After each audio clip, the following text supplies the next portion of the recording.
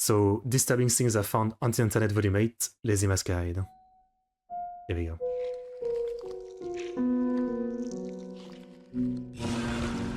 Like PS2 Resident Evil or something, this intro. That's what it makes me think of.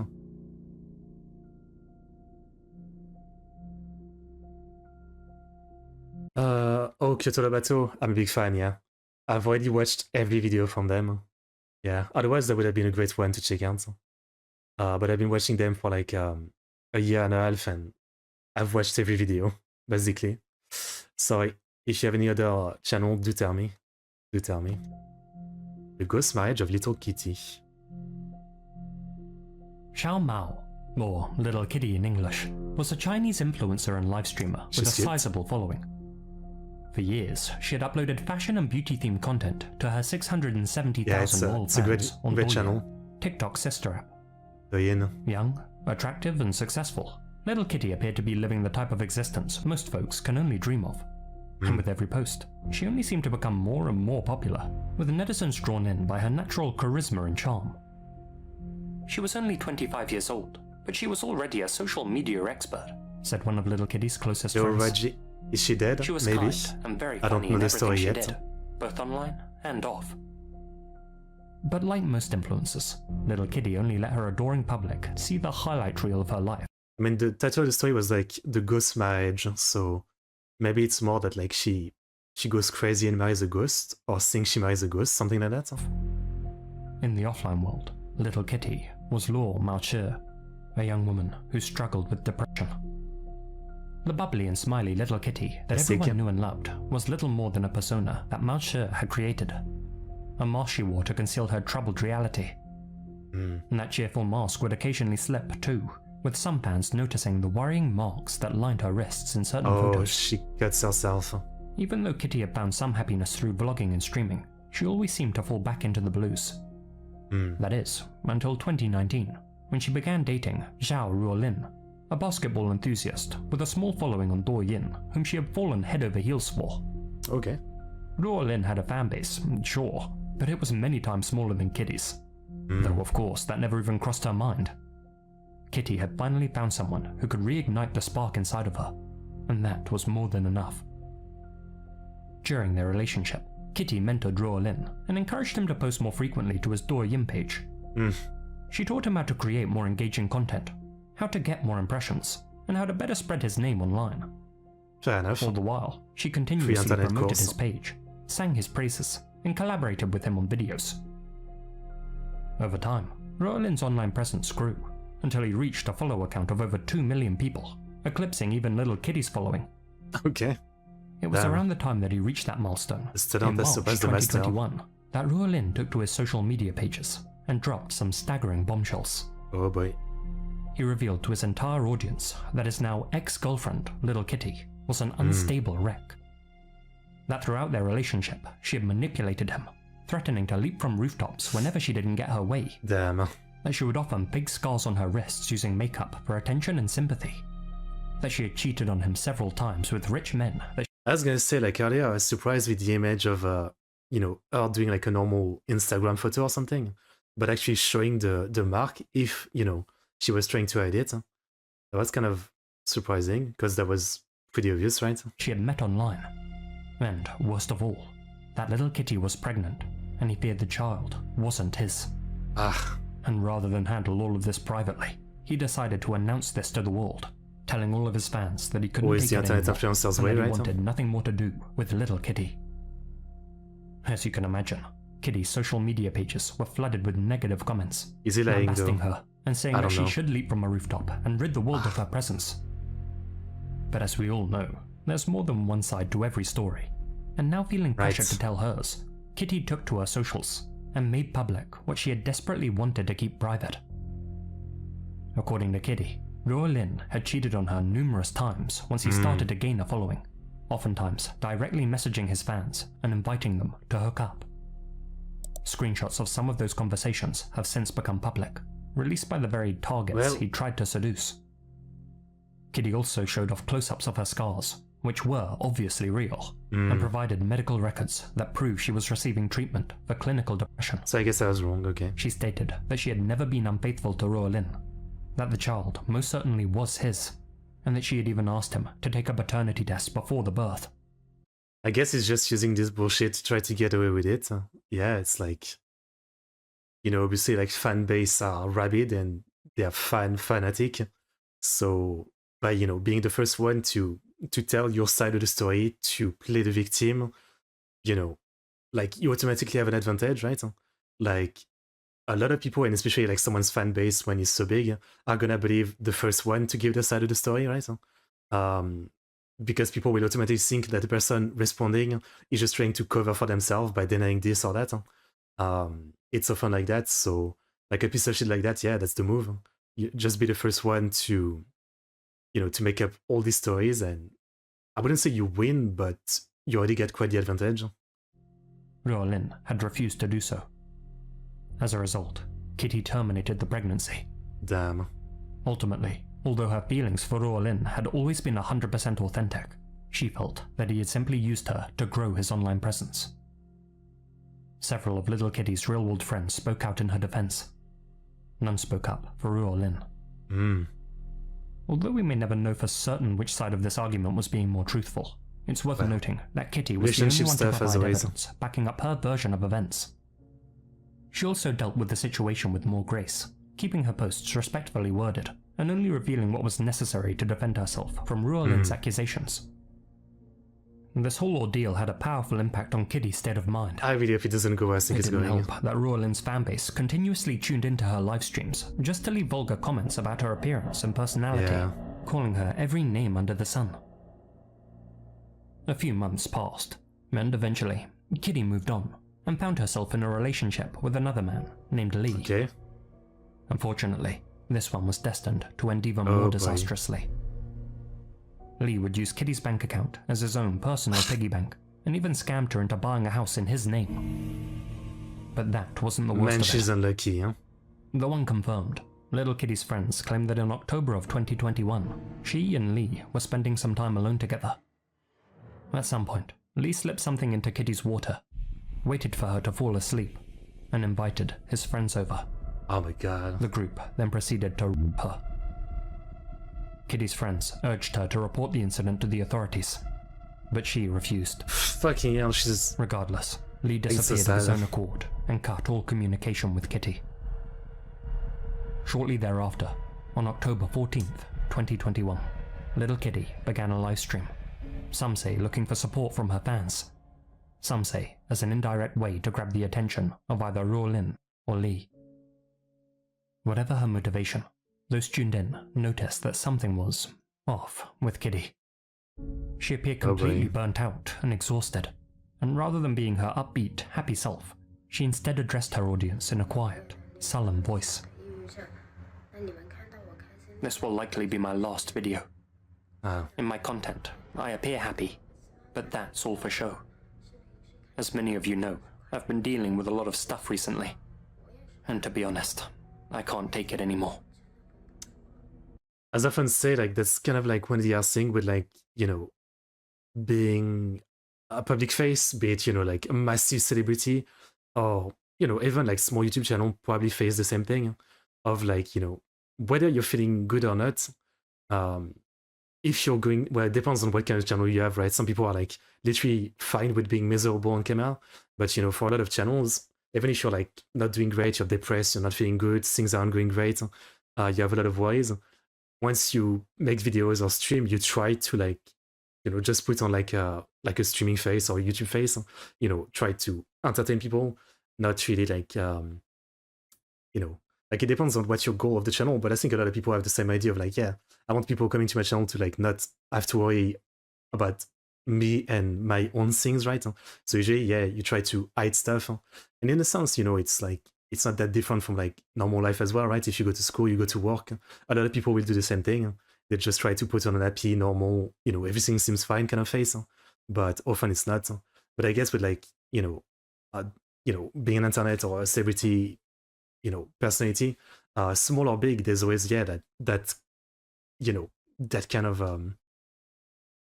like almost expectation that, yeah, of course, if I'm gonna make a video, even if I'm feeling like shit, I'm going to try to just forget about everything and just get into the video, because you know, if I'm just depressed, reacting to a video, what's the point, right?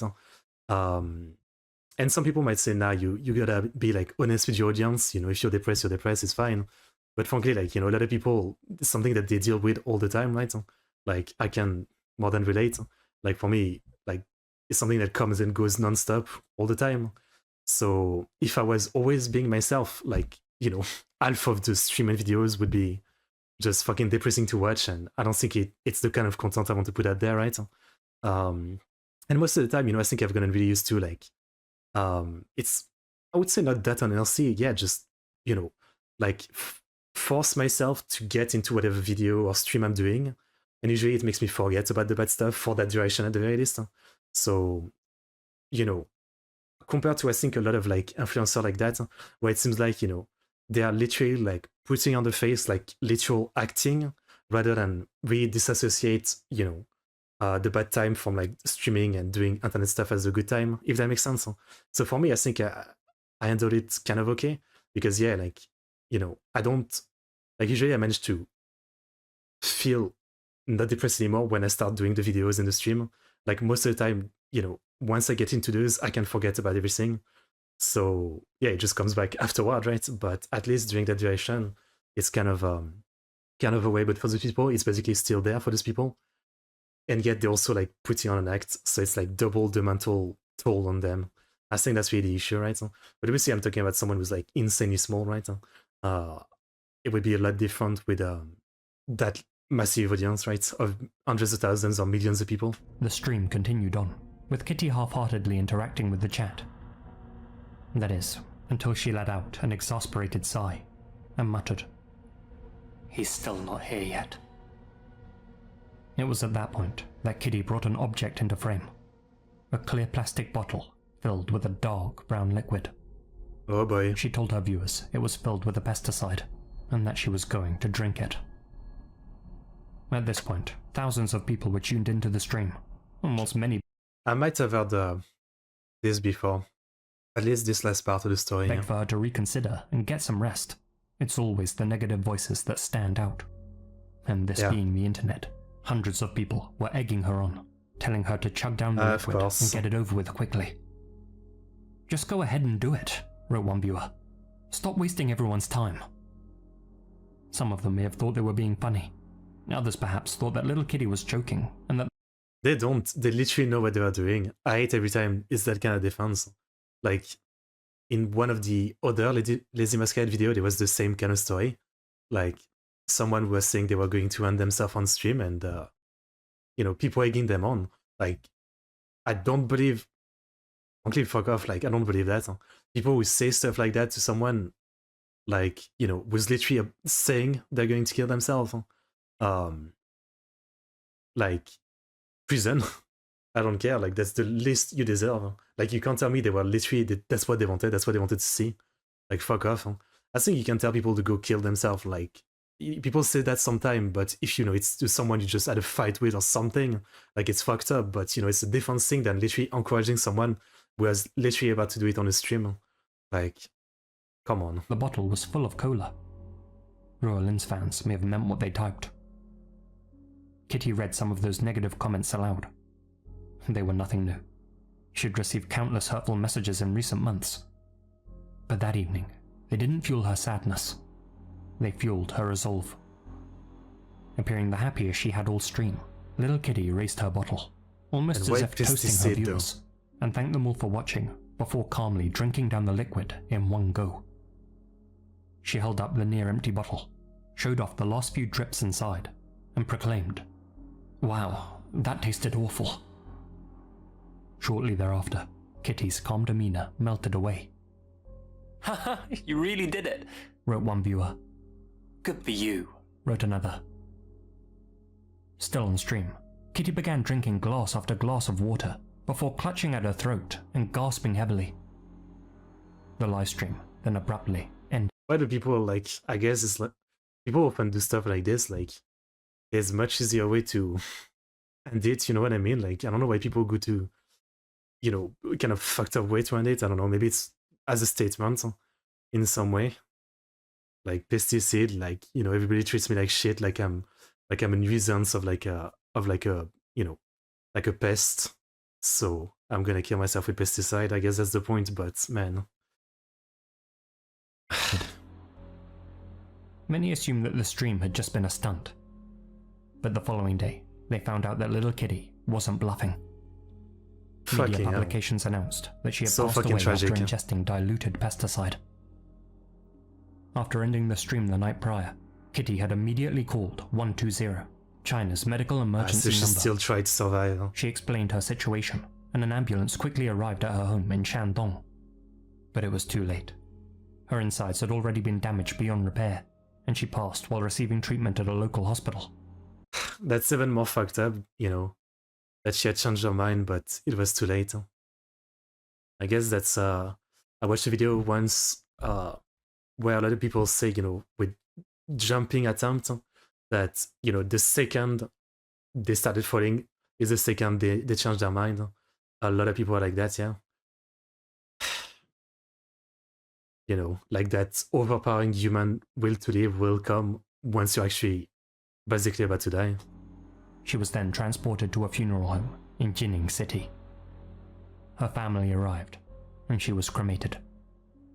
Fucking hell. Which brings us to ghost marriages, or yin marriages, as they're known in the Middle Kingdom. I think I've heard about it before. Which involves both a bride and a groom, neither of them alive. During a yin marriage, the remains of both the soon-to-be husband and wife, whom, more often than not, were strangers in life, are brought together to be married in a formal ceremony, during which... Okay, I guess it's still weird, but what I heard was actually like one alive, one dead. Like marrying people, like one alive, one dead, that's what I heard. Their bodies are buried together. This ceremony is performed for several reasons. Firstly, because superstitious families believe that anyone who passes without a partner is doomed to spend the afterlife alone, and that this can bring bad luck to their still living relatives. And secondly, because families with more traditional values consider it shameful to have an unwed daughter. And thirdly, shameful. Because some families wish to adhere to certain cultural norms, such as how a younger brother shouldn't marry before their elder brother. So if Big Brother should pass unexpectedly before he could wed, a yin marriage could solve that issue. It's important to note that yin marriages have been outlawed in China, and I want to stress that the practice is condemned by the vast majority of the population, and not just because neither of the deceased can agree to the wedding. Unfortunately, it's far from unheard of for a family to sell the body of their daughter to be married to another family's dead son. And given China's population imbalance due to their former one-child policy, insane. It is almost exclusively women being sold, often for large sums of money. This is particularly common in Shandong, where there's a thriving black market for female corpses. It's a bigger business than most people realize too, with the average sale price being somewhere between 50,000 to 70,000 yuan, about $7,000 to $10,000. It's so profitable, in fact, that certain entrepreneurs will go around cemeteries and dig up... But like, I mean, what the fuck, okay, like, I heard some part of this about like marrying dead people, which, what's fucked up, like, people are already dead, so, it's just like, what, some fucking dumbass, like, marriage certificate or something is being made. I guess, like, whatever, in the worst case, if the family really believes in that and it makes them feel good, like, you could argue it's fucked up and desecrating the memories of the person, but at the same time, the person is dead.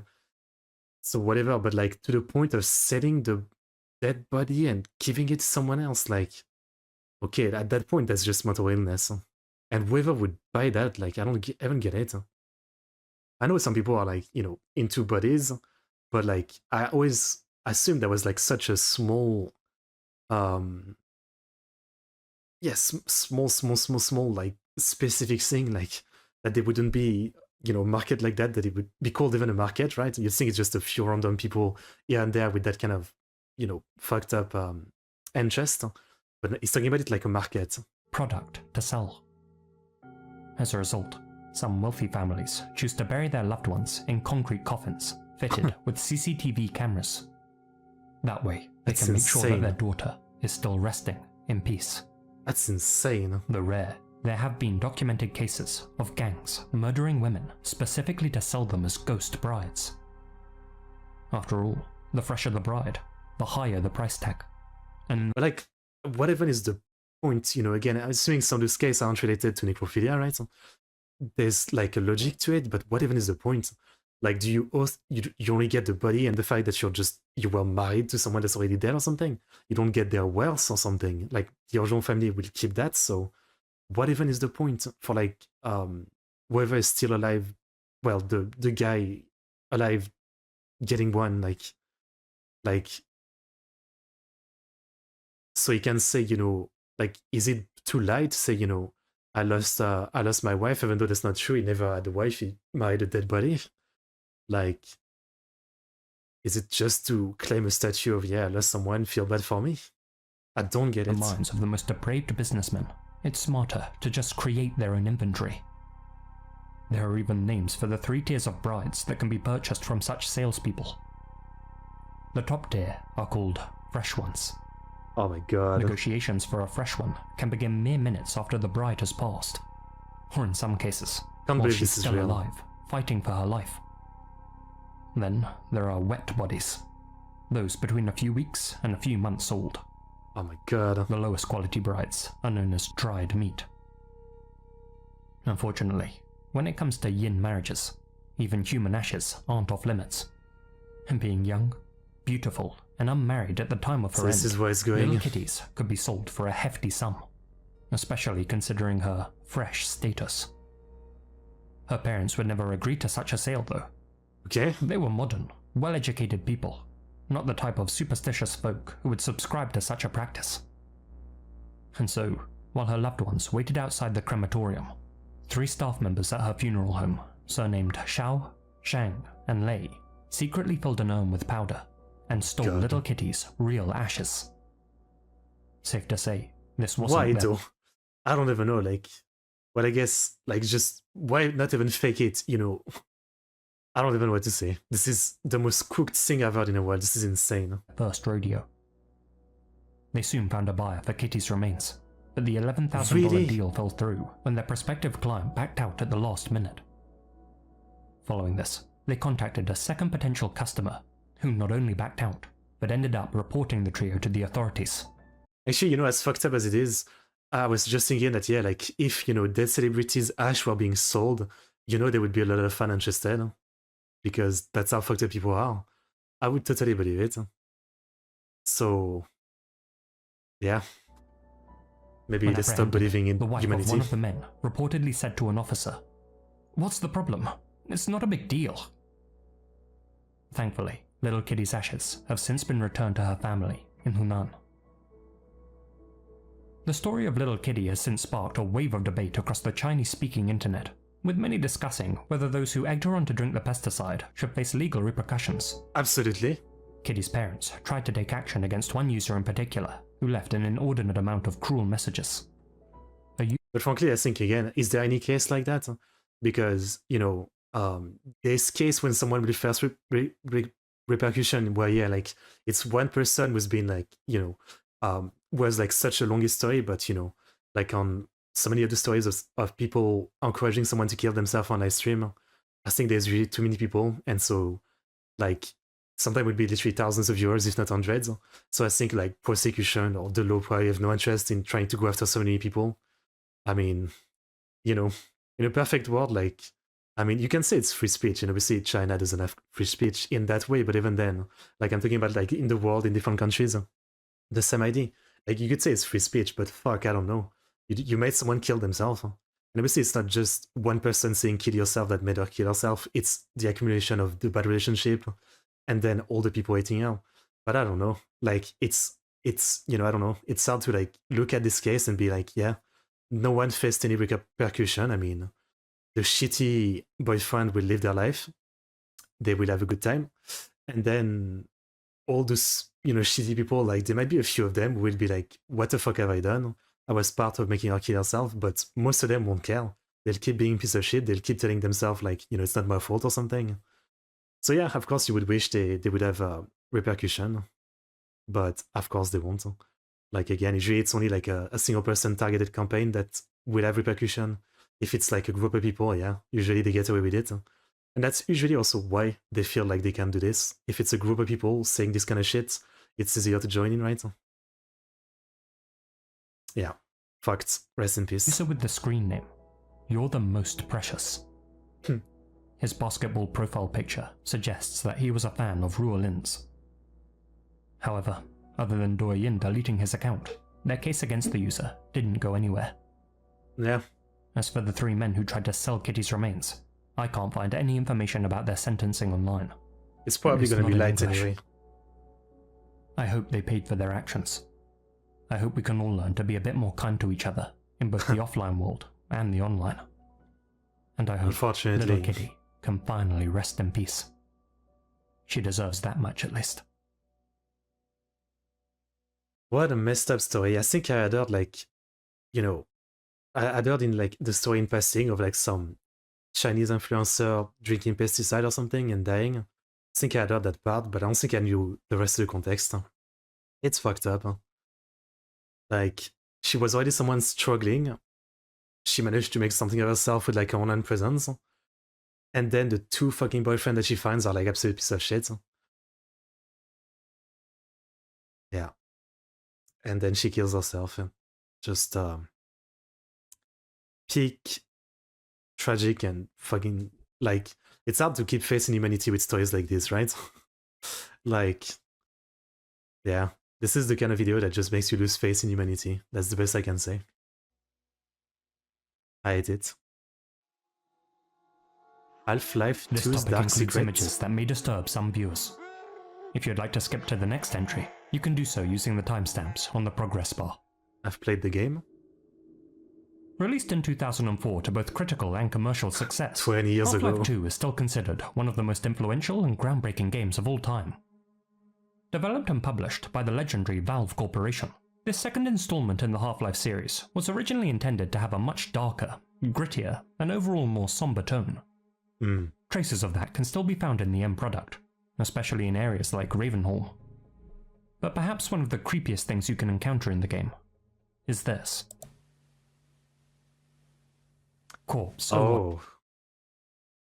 Interesting. Are we going to say that this is like a real picture or something? I know some games sometimes use like real corpse picture and stuff like that as shock value. I'd be surprised for that from Valve, but maybe. .mdl. If you're familiar with Source Engine games, you'll most certainly have met this fellow at some point. With regards to Half-Life 2, you'll find many of these models strewn unceremoniously throughout the campaign. Fair enough. They're generally used as props for some eerie environmental storytelling. The fallen humans that you pass on your journey, who've met with a variety of terrible fates, positioned in ways that let the player fill in the blanks with their imagination.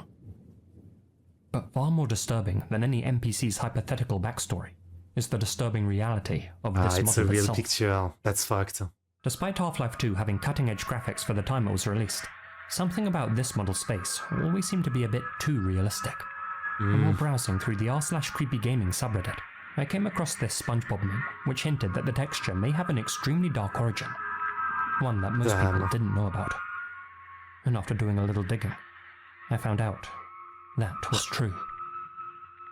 I don't really like when they look at that. Had been taken from a real-life photo. A close-up shot of a man's body, one whose face had been complete. Like, I think I'm fine with the idea of, you know, you want to make your game fucked up, so you're gonna use inspiration from real images, even maybe replicate them in your graphics, but I don't like when games do shock value by just literally using a real image of someone's death. That's kind of fucked up, and I don't know. Especially, I'm surprised by Valve doing this, I don't know. Completely burnt off. For obvious reasons, I can't show that photo here on YouTube. No, thank you. It's pretty much identical to the in-game model's facial texture, the only difference being that in the real photo, the man still has one of his eyes mostly intact. For the in-game texture, an artist simply duplicated the man's empty eye socket. Perhaps they thought keeping an actual lifeless eye in the game was a step too far. From what I can find online, the photo was taken from a medical textbook used to teach students about burns. The images used in such textbooks are sourced from all over the place. This has led many people to speculate about who this man was in life, and how he came to meet such a terrible fate. Yeah. Strangely, despite the man's face being completely burned off, his neck, chest, and even hair remain undamaged. The fuck? It's hard to think up an explanation for how this man, whoever he was, could have sustained such a wound accidentally. It almost feels like the burning has to have been done to him intentionally, and I've seen many people repeating the same explanation online. That he was the victim of a mafia killing, and that they used a blowtorch to melt his face off and make an example of him. That would explain why his hair is intact. But even though that story keeps getting repeated... Otherwise, I was thinking like, you know, some kind of makeup or something that's like highly flammable, or without knowing, you know?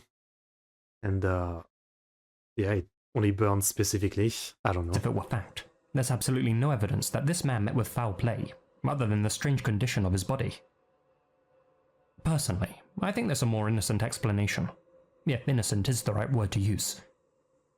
Many people donate their remains to science, and many of those are used to teach med students. I think it's far more likely that a medical practitioner took one of those cadavers and torched the facial area specifically as a teaching example. Really? At least, I hope that's the case. I guess I get it. Since the photo's online fingerprint can only be traced back to 20... That seems kind of fucked up though, like, would that even be allowed? Like, that seems like, what's the word for a desecration of a corpse? Even though, I guess that, you know, you would need stuff like that for teaching people, obviously, but at the same time, you can just take real example. I'm sure there's some real example, I don't know. 11. That means that some employee at Valve must have scanned a copy of a textbook and imported the texture into the game, possibly without asking permission from the book's publisher, and definitely without asking permission from the deceased or his relatives. Right, that's the more fucked up part. Half-Life 2 had a notoriously rushed development cycle, so this may have been done as a time-saving measure. But even if all the right boxes had been ticked, and the image was a royalty-free stock photo, Valve still didn't tell any of their player base about the texture's origin, leaving them to interact with a real body in Half-Life 2, roleplay as him in Gary's mod, and use him in fan projects, most of them ignorant about the texture's less than wholesome backstory. That being said, I suppose it's possible that nobody at Valve even realized the disturbing origin of the texture themselves. That's to say, it may have come in a third-party asset library without its origin being explicitly noted. Off the top of my head, I can't think of many games that feature real photos of dead people. Is it? Hong Kong 97, Batman the Enemy Within, but many others have used morbid references for their models. For instance, several of Bioshock's splicer enemies were based on World War I soldiers who underwent pioneering facial surgeries. That's right, yeah. Mortal Kombat 11 developers looked at obliterated bodies to design their infamous fatalities, leaving one staff member needing therapy. And as for Valve themselves, their development team on Left 4 Dead 2 would create a nightmare folder full of stomach-churning real images, but found this type of research to be so gratuitous and unnecessary that they didn't make use of any of them in-game, instead basing... I agree, like, it's one of those debates, you know, people have been saying for a long time of, like, the evolution of, like, graphics and the evolution of, like, the gore and the reality of death in games, you know? I remember when I was young and I was playing, like, GTA San Andreas, which looks like, you know, like, it both still looks good for its time, but also it looks fucking funny, right? But when I was young, like, my mom used to tell me, like, you know, why am I playing such ultra-violent game, you know? And I was like baby level compared to any ultra-violent model game from, like, you know, Mortal Kombat or something. Even, like, frankly, in the 90s, like, Mortal Kombat was already, like, much more ultra-violent. Like, I don't really think you know, as a developer, like, you need to go out of your way to go to Live Leak to look at fucked up stuff for reference. Like, I don't know. I feel like that's a bit extreme. Like, you don't really need that to do some gore. I don't know. Maybe it's just me. Yeah, I don't know. Their zombie designs on things like housing insulation and potato skins. So it seems Valve did learn their lesson in the end. And you can be sure that if Half-Life 3 ever does get announced, this texture will almost certainly not be making a reappearance. Well, obviously. Frankly, I believe in Half-Life 3. Like, Half-Life 3, 30 years later, so we still have a decade to wait. Unfortunately, this isn't the only texture in Half-Life 2 based on a real person with a sad backstory. Though not directly ripped from real-life photos, many of the human characters in-game are modelled on actual people. Really? Mostly actors, Valve employees and their families, all of whom are credited in-game. All of them, that is, except for the facial reference for Eli Barnes. While searching for inspiration for the character's face, Valve's graphic designer, Randy Linden, passed a homeless man holding a sign saying he was looking for work. Since the man had a, quote, interesting appearance, Randy asked him to come back to the studio and have his face scanned into the game in return for a few bucks.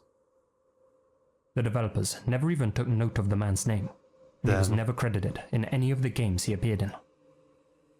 Despite being immortalized in one of the most legendary games of all time, we still don't know who this man is. Up, huh?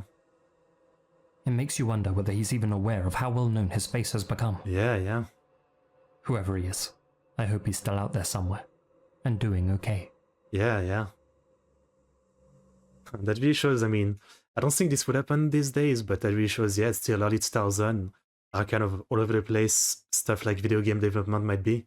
And, you know, something that seems pretty obvious, of course you would note down the guy's name, but no, they didn't even do that. Huh? Like, they got the guy to scan his face, but not even bother writing his name down. Okay, I mean, yeah, not the biggest fan of that, using a real picture for something like that. Huh? Not the biggest fan, yeah. Last case.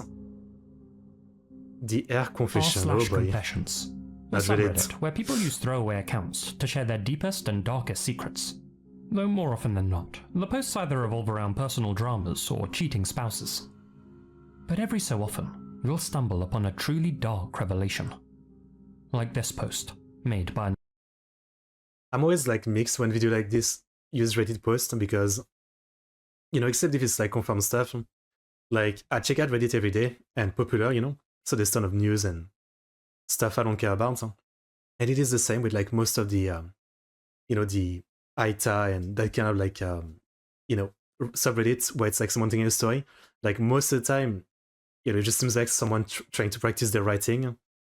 And, you know, so much of the time it's like, it's hard to tell if it's even real. And that might be the point, you know, they use an anonymous account and everything. But a lot of the time, I don't know. Like, it's hard to believe it's not just someone practicing their writing. I don't know. I'm sure some of them must be real, but yeah. Anonymous user 10 months ago. I know the person who possibly committed an unsolved double murder. Wow. So I'll start by saying this. I'm not entirely sure that this is true, so take it with a grain of salt. My neighbor of 2 years is a retired Delta Force officer. He's been through some shit in terms of war and its ramifications as far as PTS and paranoia goes. He can barely walk, and I work at a grocery store down the street. I do little jobs for him, bring him things from the store, and stuff like that. One day, after I come back from the store, he starts talking to me about where he's from. Basically, he was adopted by these two rich folks and moved into their house with another foster child, whom he still calls his stepbrother. This town he lived in and grew up in was your basic industry town and didn't have much to offer. Therefore, like most small town people, he resorted to drinking and doing drugs. Well, he tells me that when he was a freshman or sophomore in high school, he was dating this one girl that he really liked. I'm not going to give her name for reasons that'll soon become obvious, but she went to his school and was quite pretty and popular. In his words, she was the only girl I ever wanted to be with in high school, and I finally got my chance. One day, after they'd had an evening of fun, she left to go back home. But this was a lie that she told him, so she could meet up with another guy at the park. He killed the girl and the boyfriend. Happened to go to that park too. Cheating boyfriend. He told me. And we see her with this popular guy that I hated. I went up to the car, shot her in the head with my .22, and shot him in the chest so he wouldn't die quickly. So he could sit there and bleed out while I mocked him. I defensively sat there and went along with all of this BS. But then he brought out the evidence. Items which he had grabbed from the car that night before he and his friends took off. Now, mind you, I thought this was absolute bull. He's a very straightforward guy. I guess I wouldn't believe it either, yeah, like, you know, except if someone is drunk doing this kind of confession. Like if someone is just telling me this in a normal state and just going to show me stuff, I don't know. I think they're definitely playing with me, I guess. And I believe he's an honest guy too. I guess because he really has nothing to lose, considering he's dying of 3 types of cancer. But he's never talked like that to me so intimately. Especially about something so real and crazy. That explains it. Fast forward 2 weeks. I was watching one of those unsolved crime documentaries on YouTube, curious if anything he said rang true. I have to say though, everything lined up to a T. It only got worse when this popular documentary, viewed by hundreds of thousands of people, told me the exact evidence taken from the car. All the same items I had recently been shown by my neighbor. Damn. I don't know what to do with this information. Every documentary I've watched on the incident shows me the evidence my neighbor took from the car. The things he's kept in his house all these years. This happened many decades ago, and I truly don't know what to think of it. Yeah. Why did he tell me all this? Okay, I think if that was me at this point, I would definitely go to the cops. I mean, I guess what you're risking is that he lied, and he knows you snitched. I don't know, maybe he was a fan of that show and he was trying to make a joke by having the right item or something. I don't know. But I think, yeah, at this point, you should definitely go to the cops. I think I'd be creeped out enough to go to the cops, yeah. Why would he make it up? Why would he have all of those missing pieces of evidence that dozens of documentaries say are missing?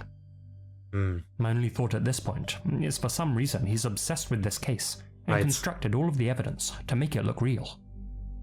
But honestly, I believe he did it. I think he genuinely told me the truth, because at this point, he has nothing to lose. That's what some people do, yeah. How do I deal with this? Going to the police won't do anything, and he's always been good to me. Paid me a lot of money, and helped me out of bad situations. What do you mean, going to the police won't do anything? Like, what does that mean? I'm not going to believe I'm a bad person for holding on to this knowledge. But I genuinely want some feedback on what or how to feel in this kind of situation, when I very well may be the only person holding on to the information that two innocent families have been Okay, there's some weird copying. Like, yes, you are not going to the cops, you're kind of weird. Searching for years. Please don't judge. I just feel weird about hearing this from him. Yes, you're judged. It all lines up judged. so well, but he's always been great to me. And like I said, maybe it's not true, but there are just too many coincidences. Unsurprisingly, the comment section was inundated with questions about the case. What were the names of the victims? Where exactly had the incident taken place? And what was the evidence that the old man was keeping? I mean, frankly, like, the case was described pretty specifically, so I'm sure people are going to dig up what case it's about. Since the original poster, OP, was remaining tight-lipped, the good people of Reddit began conducting their own investigation to figure out the full story, and if true, to bring this old man to justice. If the OP wasn't going to act on the confession, they were. Yeah. After all, definitely. This certainly wouldn't have been the first time that someone had made a dark confession on Reddit that turned out to be true. Perhaps thinking that he shouldn't have opened up this can of worms, OP went on to delete the entire thread, likely in an effort to sweep his neighbor's past under the rug and stop this search effort. An effort which he certainly hadn't anticipated. Still, that didn't stop the most determined web sleuths from carrying on with their detective work. And soon, it became apparent which unsolved case OP's neighbor had been involved in. User PReal420 made a separate post on RBI. Today I stumbled upon a post on r/confessions. The OP had a throwaway, and the post was just deleted less than 15 minutes ago. OP asked if he should turn in his neighbor, who had confessed to a double murder. Upon researching the little bits of information he gave, I discovered he was talking about the Westside Park murders that happened in Muncie, Indiana in 1985. Okay, here we go. I guess I'm asking if that post can be retrieved and traced back to its source. This seems very legit, but could be an elaborate troll. Either way, I believe it's something that should at least be looked into.